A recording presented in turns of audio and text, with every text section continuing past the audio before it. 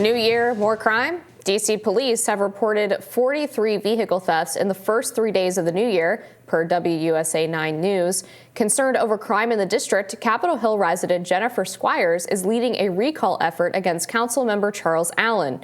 Allen spearheaded the D.C. Council's criminal code reform that Congress and President Biden blocked last year. Per Axios, the code was, quote, lambasted for lowering penalties on carjackings, among other measures. Squires, who had previously voted for Allen, formed a recall committee last month because she believes Allen's reform bill was, quote, going in the wrong direction. According to the data from the Metropolitan Police Department, carjackings in D.C. nearly doubled last year. Reporter John Fahey wrote on X, which D.C. council member worked to lessen penalties for carjackers. That's right, Charles Allen. He needs to be recalled ASAP. So D.C. really wasn't the only city that experienced an increase in carjackings.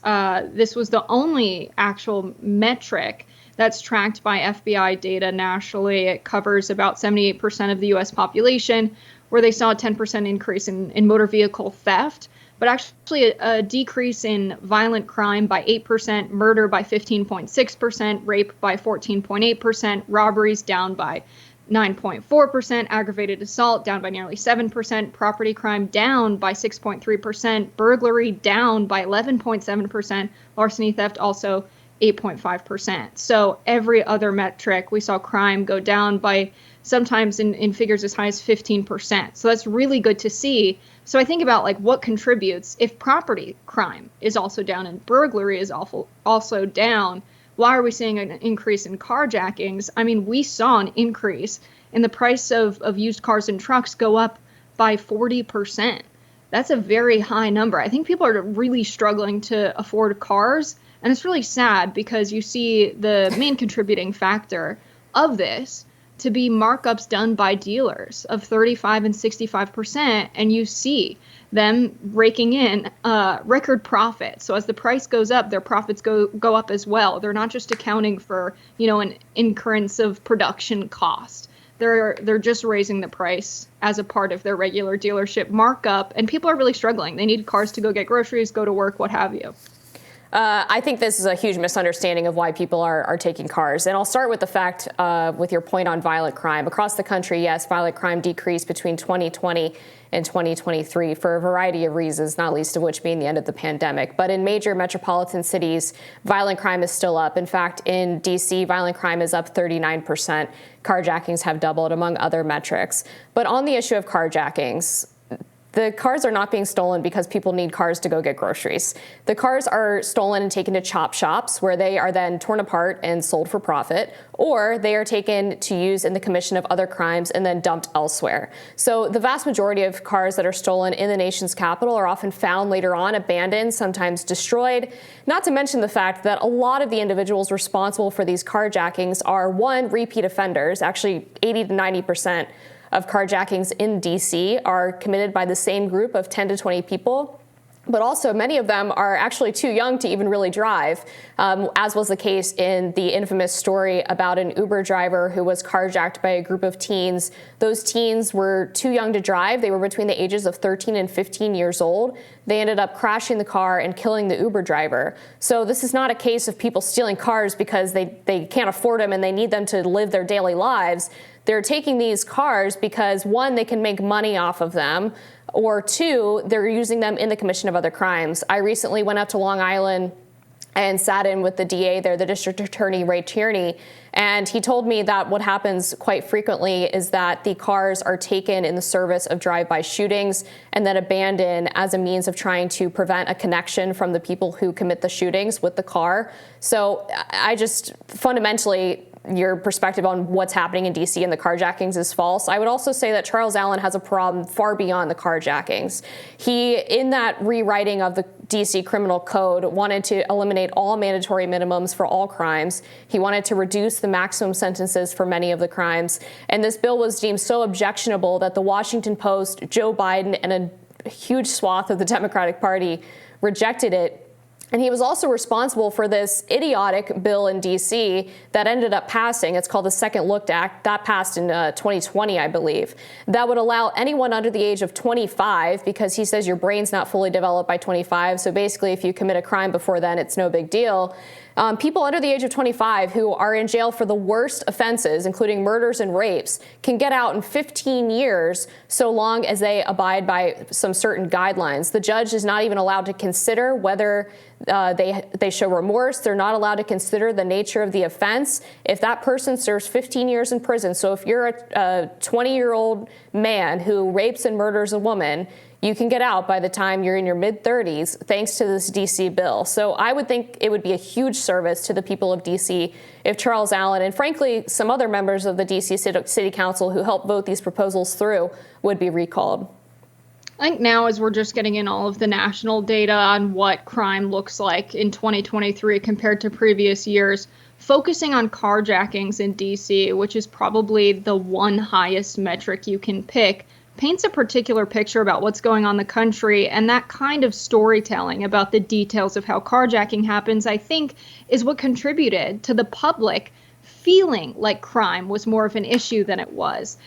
Concerns about crime are the highest they've been in a decade, despite nationally crime being down 8.2%. And you said that in America's biggest cities, violent crime is down. It's actually not. In the 5 biggest cities in America, last year's data shows that murders are down 10%. This data is not influenced by crime going down in rural areas.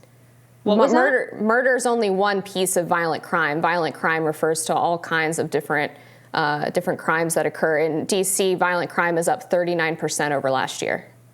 Murder so it's not just carjackings. Is down 12.7%. There are 2 exceptions in the data. This includes Los Angeles, Chicago, New York City, Detroit, Baltimore, St. Louis, Milwaukee, New Orleans. Right, but you're talking about murder, but you're saying that people shouldn't focus on just one metric in terms of carjackings, but now you're saying just murder. Violent crime is up 39% in D.C. That's a fact.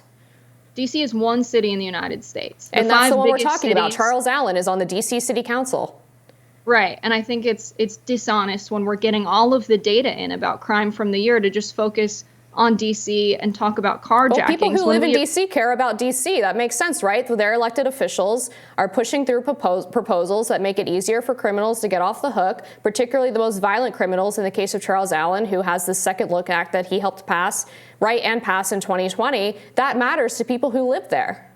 Of course it matters to people in D.C., but I think a lot of our viewers are not in D.C. and they care that violent crime is actually halved since 1990. It's a steady trend. It's not just year over year. And year to date, compared to last year, it's down 12.7%. Violent crime overall nationally. And so I think that's really important, especially when we've had so many mainstream media news channels report that crime is such a problem. They're detailing stories of crime so much, reporting on crime as if it's on the rise when it's actually nationally on the decline. And murder is on the decline in America's major cities. We're also seeing a decrease in violent crime nationally at 12.7%. That's a significant amount. So I really think it's just fear-mongering as an excuse for what? Potentially more investment in police when we're seeing America's largest police training facility being built. There's all sorts of reasons why they would want to put out this narrative as an excuse for an increase in punishment, an increase in imprisonment, and an increase in policing, when actually what we're seeing is that by every metric of violent crime across the country, it's on the decline, as well as property crime and burglaries. The one exception is carjackings. It does depend on what you compare it to, though, because as you said, in the 1990s, crime was incredibly high, violent crime in particular. That is 100% true. And crime has decreased steadily since the 90s. However, if you look at 2019 and 2020, that was when violent crime started to spike. And so, yes, the numbers are down year over year, but they're still far higher than they were prior to the pandemic. That's why people still feel that there's a problem with crime, there's a problem with public safety. And Charles Allen has been, I think, one of the worst things to happen to D.C. in terms of his writing and proposal of all of these various changes to the criminal code, changes to how criminals are sentenced.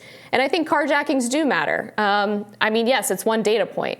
But if you're an individual who feels like you can't drive into your city and park your car in a street parking spot because you're liable to be subject to a carjacking, or in DC, armed car robberies are up quite high as well. If you feel like you can't stop at a stoplight because someone might come up to your car and hold you hostage. There's now a trend in DC where people are actually causing car accidents where they rear end someone so that when the person gets out to check if their car has been damaged, they will then take the car from that individual. So it's just saying, oh, it's just carjackings, like it's no big deal, I think kind of underplays the significance of the effect that this has on people's lives and their ability to feel safe in the city. Not to mention the fact that criminals don't stop with carjackings. Typically what happens is that when people get away with lower level crimes, over time they escalate their behavior and they get involved in more significant crimes and eventually turn to violence. This is a proven statistical fact that criminals tend to escalate the longer they go without consequences for their actions.